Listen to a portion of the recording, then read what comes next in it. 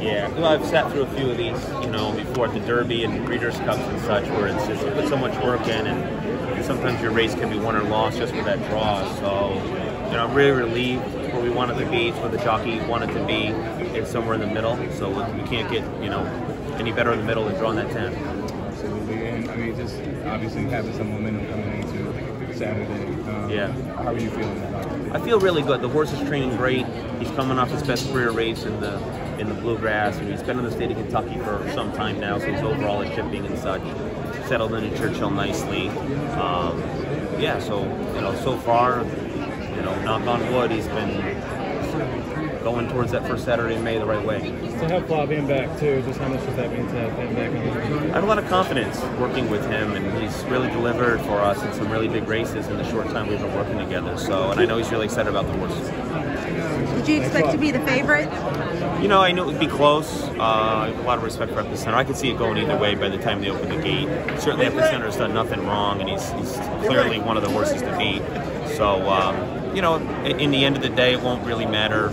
Just the result will, who was favored or and such. They're very close, those two horses, and just behind them there's probably 5 or 6 horses that are really close as well. So it's a pretty deep field.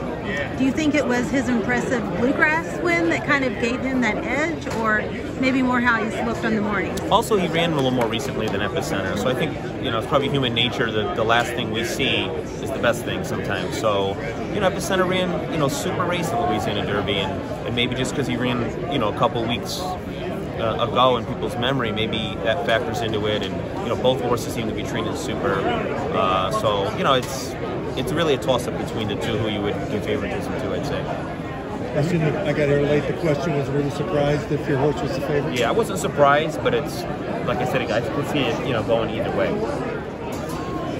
Were you happy with what you drew? I was very pleased. Yeah, very pleased. Just, you know, you're hoping to get the post you really want, and at a minimum, you're just hoping to avoid the post you don't want. And so we were able to do both. How do you feel like he's worked coming into the Derby? Oh, super. Yeah, the horse had you know, as good had a breeze as good as you can work on into the Derby on Friday, and then he's come out of it well, and he was a beautiful gallop today. And, you know, you're going to see a lot of horses that breeze well and are training well all week. This is really the cream of the crop here. You're not going to see too many horses you don't like watching train. You know, luckily Zandon's in that large group of horses that are training good going to the range. He closed, or he went through a lot of traffic to win in the Bluegrass. Yeah. Would you like to avoid that in the Derby? Or? Certainly, yeah. I'm hoping he breaks good and he gets a more forward spot now that it's a 20-horse field. I don't want him having to, you know, he was last at the 3/8 pole in the Bluegrass, just, you know, getting shuffled and such early in the race. And, you know, if you're last in the Derby, you have to pass 19 horses. Not too many horses can do that. So, hoping it gets a good break and he gets a nice forward spot, maybe in the front half of his field, this would be ideal. On the other hand, is it beneficial that he went through that? I do think so, yeah. His last 2 starts, actually, he had challenging trips, and he ran well in both of them. So I think that should serve him well, hopefully, in the Derby where things can, you know, get a little dodgy throughout the race, having to go through holes and such, and take dirt and take some bumps along the way. And, you just never know what's going to happen when you open the gate here. How did you and Jeff find each other? Mike Ryan.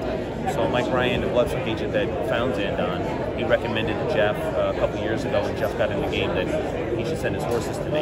And that's how we all met and worked together, and it's been a great team so far. Jim, what would it mean to you to win this race? You know, it mean everything. It's really the pinnacle of a horse trainer's career. You know, you talk about the Kentucky Derby, and really for my team, I think about them.